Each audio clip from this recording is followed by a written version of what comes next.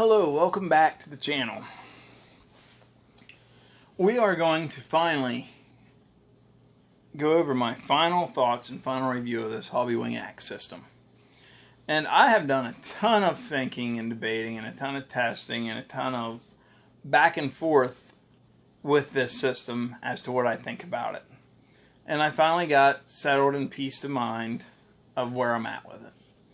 So, I am not a pro. Don't pretend to be a pro. There's plenty of things I can learn, and I'm all about it. So, this is my experience with this system. Nothing more. Not somebody else's. This is 100% real for what I experienced.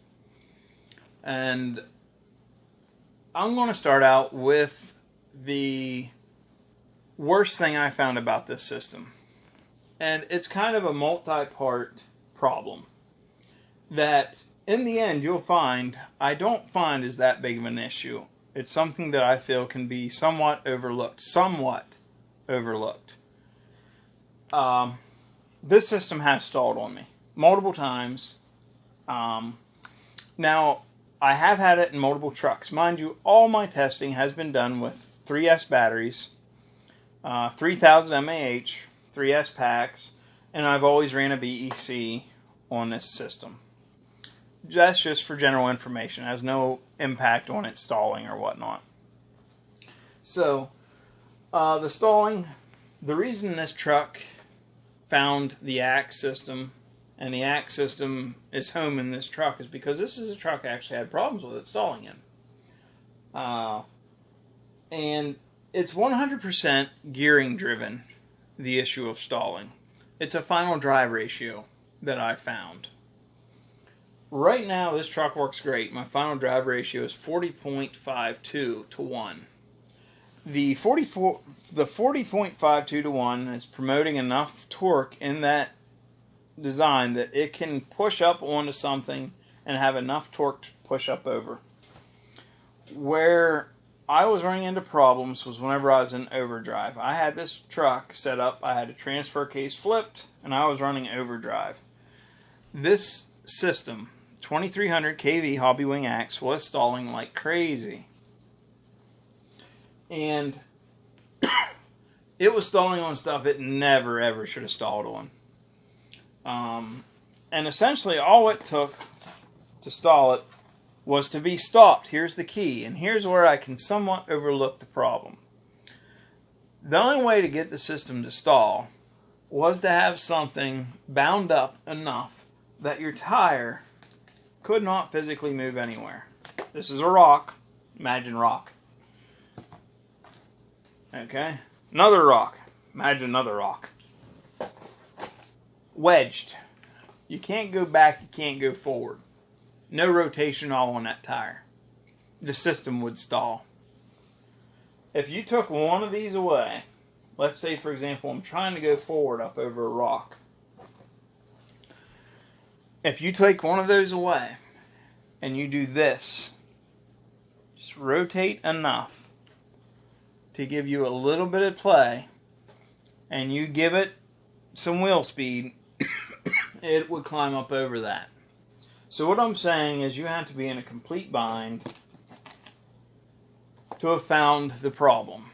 And you had to be with the gear ratio, which I'm going to say, I never did do the calculations, so I'm just going to ballpark it and say it was probably in a 25 to 1 or in around the 27 to 1 ratio, final drive, which is not where I normally would like to be.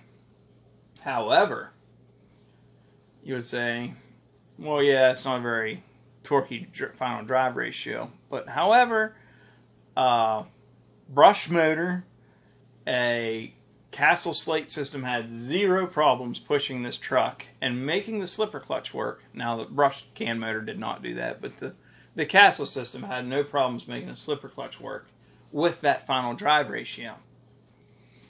The Hobbywing Axe, even with the final drive ratio I'm at right now, which is the 40.52 to 1, will not make my slipper clutch slip at the same setting I had it set up for with the Castle system. The Castle system I had it set up for probably in around the 90% range of the throttle curve. So whenever I started really getting into it, it would slip. And that's the way I wanted it. The main reason for that, and I don't run my TRX4 that way, I run it locked, it doesn't slip. But I'm leaf sprung. And if I would have ran that Castle system without slipping, the chances that I would have made my leaf springs into slinkies is probably fairly good. So, the torque and leaf springs just don't work out too good sometimes. Especially, I don't have the anti-slap links in. I got to get them made up. But that's kind of where the Hobbywing Axe, the negative I found with it. It does not have the torque, even at a 40.5 to 1 gear ratio. It's not making that slipper clutch slip, and it's not making my springs get any damage to them, which after looking at it, I kind of like that. You know, the Castle system, I had some dents in the springs. I would straighten them out. I would do some things. With this system in there, I haven't had to do anything with the springs, and I kind of like it because I got brushless, I got the smoothness, I got the consistency, and I'm not going to bust the truck up. Literally, I can take this truck right now, turn it on, hold on to the tire, give it full throttle, and it will not tweak my leaf springs, it won't make my slipper clutch slip, and it won't rip my hand around. It won't try to take the truck and twist it around into a pretzel. It won't do any of those. It'll just stall. Now, as you go up, say you get into the 50s and the 60s to 1 ratio, then it's going to give you enough torque to do that. So don't go try doing what I just said. I can tell you from experience, I can do that to this truck, and that's what it'll do. This truck is 7 pounds, 12 ounces to a T with the 3S pack installed, 3000 mAh. So just so you know how much the truck weighs. That is the stalling. And the reason it doesn't bother me that much, and why I'm not saying, by all means, I'm not saying do not buy this system because it stalls left and right, because it doesn't. You're talking about a situation that will rarely ever happen. And if you know how to counter the problem, because anytime I drive this, like I was at that comp, I have that in the back of my head. And even so, the situation I'm talking about is a rarity to have happen. So, now granted, at that overdrive setup, that wasn't a rarity. That was a constant, and it was ridiculous. But I had to give up overdrive.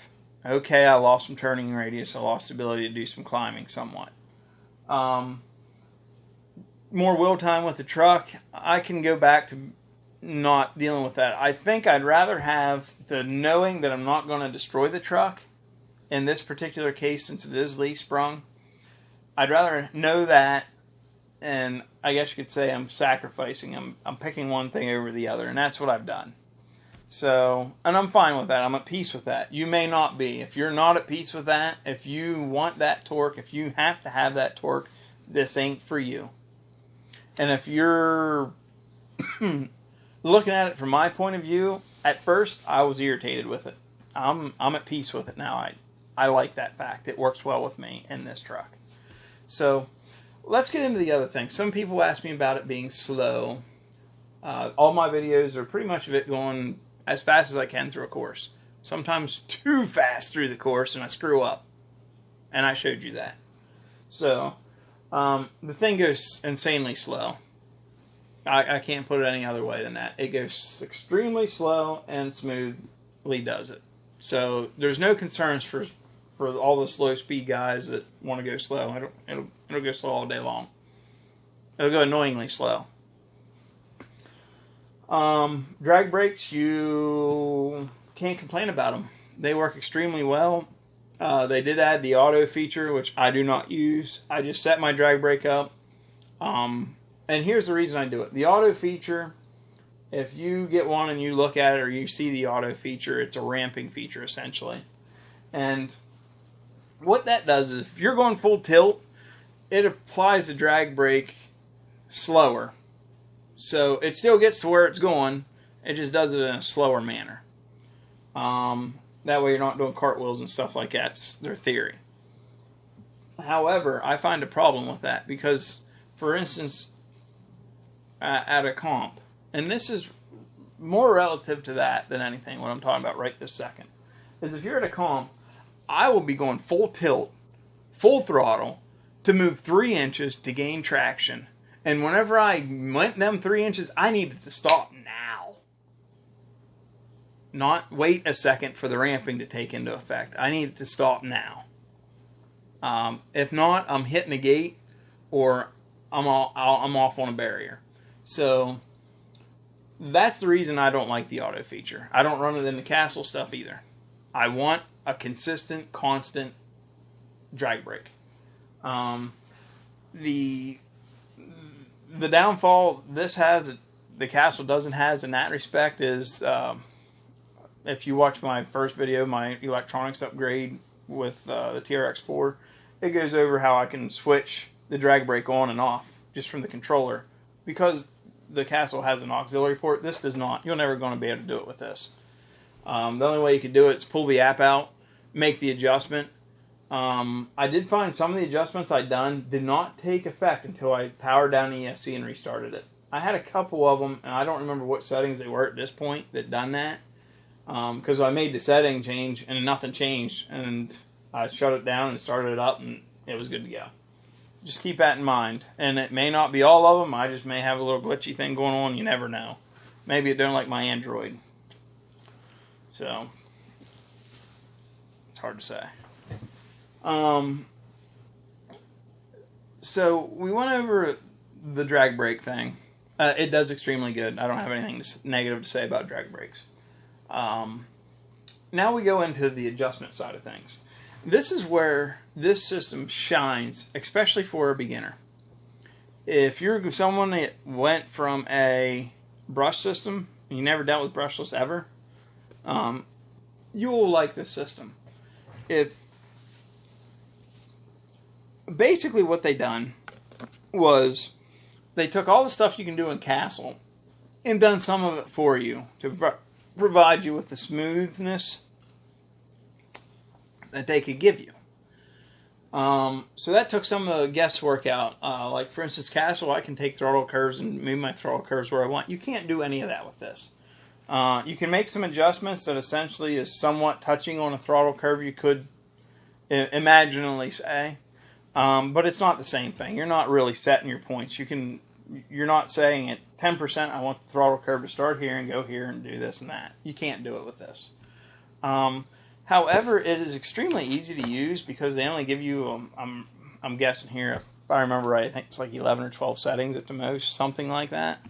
Might be 10, might be 13, I don't know. You're somewhere in that ballpark, so don't go crazy on me if I'm off a couple. And them settings are extremely simple to understand. Most of them you don't really need to even do anything with. The only one I dealt with primarily was my startup torque, and I forget what that one's called. It's called something goofy that you wouldn't think that's what it is, but that's actually what it is. I just changed a couple of things up, and that was it. And I talked to a lot of other people that are very in-depth with this system, that know a lot about it. I've tested a lot of it, and to verify and question their settings and just to bounce things around so I wasn't missing something, because I didn't want to miss something that was small that affected something large, and I wasn't. I hit all the points. I was doing the same thing they were. I was just finding different results because I had it in a completely different rig than what they were doing. So the adjustment side of things, if you're new, it's going to win out over everybody. It's simple. A lot of people have fallen in love with this system because they can change 1 or 2 settings on their app, which goes directly to this system, which Castle does the same thing, but this is extremely simple. You only got a few settings you're going to change. It's going to make a world of difference, and you're going to be extremely happy with it. Whereas Castle, you got to understand what you're doing. You got to know what them settings mean, and you got to make sure you're doing it for a positive outcome for yourself, or else you're not going to like that system. And a lot of people fall off the Castle side of things because of that. I absolutely love Castle. they're still, I think, my go-to, especially for stuff like this. The only reason it's found a home in this is, like I say, I actually like the fact it doesn't have enough torque to bust things up. So that covers the adjustment side. Everything's there that you are going to need. There's a few bells and whistles it doesn't have, but in the end, I think you're going to be okay with it. And new people love it. If I was starting out in the hobby and I picked one of these up, you would not convince me there was another brushless system out there that was better, because it is smooth with the settings it comes with. So I understand people that are on the wagon of wanting this and keeping this. I understand it. So that comes down to pretty much the end of the review as to where does it still belong. Do I still feel it belongs only in the super scale and the trail side of things? It's kind of still a loaded question. Definitely belongs in the super scale. Definitely belongs in the trail / comp. And whenever I say / comp, I'm not talking class 3. You're not going to be happy with it more than likely in class 3. I'm not talking... I don't think I'd put it in a truck that got comped every single weekend. Especially if the rig was heavy and the comp was fairly heavy and you did a ton of it. I don't know if I'd do it. And there's some guys that will not sacrifice overdrive in a TF2 for what I'm doing. And there's a lot of guys like that. And to them, it probably is going to be an issue.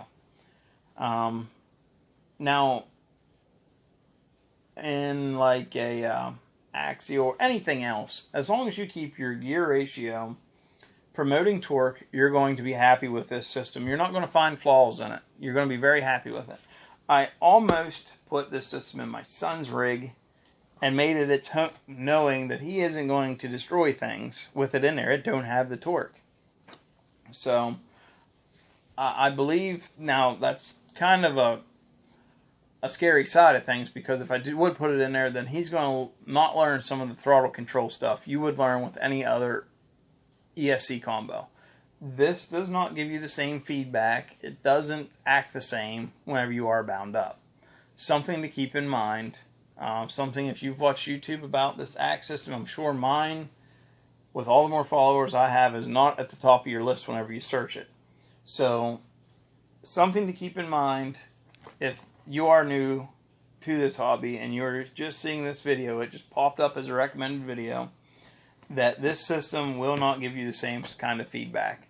It is noticeable. I've noticed it. Now, if you've never had a system that was brushless before and you went to this, you're still going to notice a difference between brushed and this, but you're not going to notice the major torque difference between this and another brushless system and how your vehicle reacts.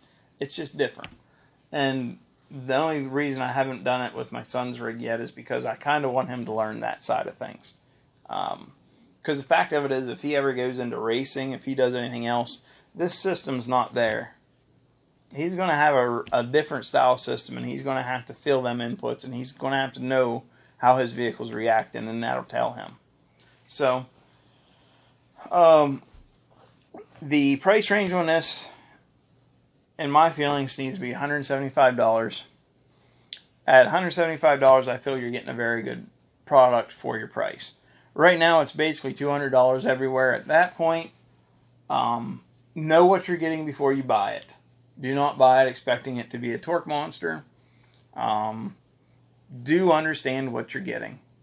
And I don't think there's anything that this system can't do other than run, like we already talked about. I'm not going to keep going over it, but the overdrive in this particular truck and the gear ratio stuff is majorly important.